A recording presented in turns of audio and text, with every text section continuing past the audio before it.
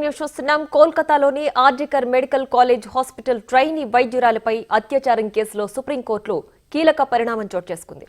ఈ కేసు దర్యాప్తునకు సంబంధించి సరికొత్త స్టేటస్ రిపోర్టును వచ్చే వారం సమర్పించాలని కోర్టు ఆదేశించింది. నివేదిక సమర్పించేందుకు వారం సమయం ఇస్తున్నట్లు న్యాయస్థానం తెలిపింది.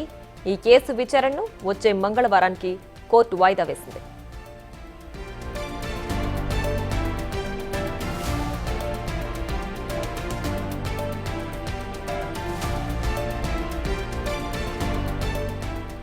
కోల్కతాలోని RG Kar medical college hospital trainee వైద్యురాలపై అత్యాచారం కేసులో సుప్రీంకోర్టులో కీలక పరిణామం చోటు చేసుకుంది. ఈ కేసు దర్యాప్తునకు సంబంధించి సరికొత్త స్టేటస్ రిపోర్టును వచ్చే వారం సమర్పించాలని కోర్టు ఆదేశించింది. నివేదిక సమర్పించేందుకు వారం సమయం ఇస్తున్నట్లు న్యాయస్థానం తెలిపింది. ఈ కేసు విచారణను వచ్చే మంగళవారానికి కోర్టు వాయిదా వేసింది.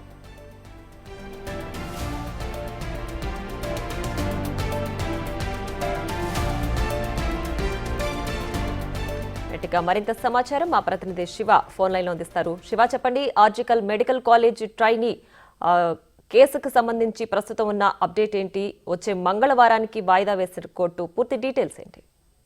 రైట్ ప్రియా, ఈరోజు కలకత్తాలోని జూనియర్ కళాశాలలో జరిగిన హత్య ఘటనకు సంబంధించి ఈరోజు సుప్రీంకోర్టులో విచారణ జరిగింది.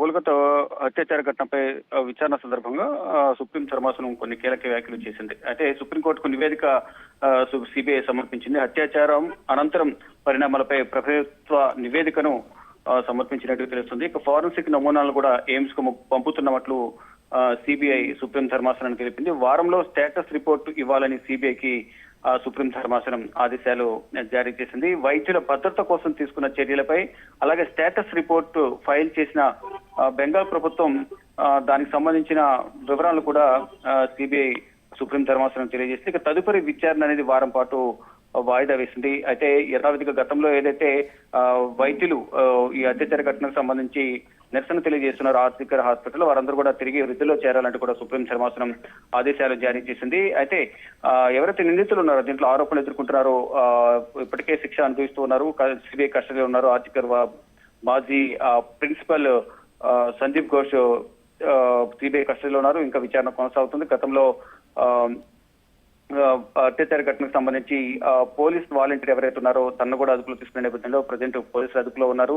అతన్ని కూడా కస్టడీ కొనసాగుతోంది. లై డిటెక్టర్ ద్వారా అతన్ని ప్రశ్నించారు. మరోవైపు ఈ వైద్యుల భద్రత కోసం టాస్క్ ఫోర్స్ ను కూడా జాతీయ స్థాయిలో ఏర్పాటు చేశారు 10 మంది డాక్టర్లతో. దానికి సంబంధించి కూడా నివేదిక త్వరలోనే కోర్టుకు సమర్పించే అవకాశం కనిపిస్తోంది. కానీ ఇప్పటి వరకు సిబిఐ ఈ కేసుకు సంబంధించిన వివరాలను మొత్తం కూడా ధర్మాసనానికి సమర్పించినట్టు తెలుస్తోంది. కానీ ఇక్కడ ఘటన జరిగిన 14 గంటల వరకు కూడా ఎందుకు ఎఫ్ఐఆర్ నమోదు చేయలేదు? మరోవైపు ముందు ఆత్మహత్యగా చిత్రీకరించారు. తర్వాత అక్కడ ఉన్న సిచ్యువేషన్ బట్టి తల్లిదండ్రులు ఆరోపణ చేసిన నేపథ్యంలో హత్యగా ఒప్పుకున్నారు. కానీ ఇంత తాత్సారం చేయడానికి వెనుక కారణం ఏంటి? ఎందుకు ఈ ఘటన చోటు చేసుకుంది అనే అంశాలపై కూడా ప్రధానంగా సిబిఐ దర్యాప్తు కొనసాగించింది. ఇప్పటి వరకు కొనసాగించిన దర్యాప్తు వివరాలన్నింటినీ కూడా సుప్రీం ధర్మాసనానికి ఈ రోజు సిబిఐ వివరించింది. ఇక స్టేటస్ రిపోర్ట్ అనేది ఇవ్వాలంటూ కూడా మొత్తం ఇప్పటి వరకు మొత్తం వివరాలు ఏ విధంగా సేకరించారు, ఇటు ఆర్జికర్ హాస్పిటల్లో హత్య జరగడానికి ముందు నుంచి ఆ తర్వాత రోజుల వరకు ఎవరెవరైతే విధుల్లో ఉన్నారో, ఎవరెవరు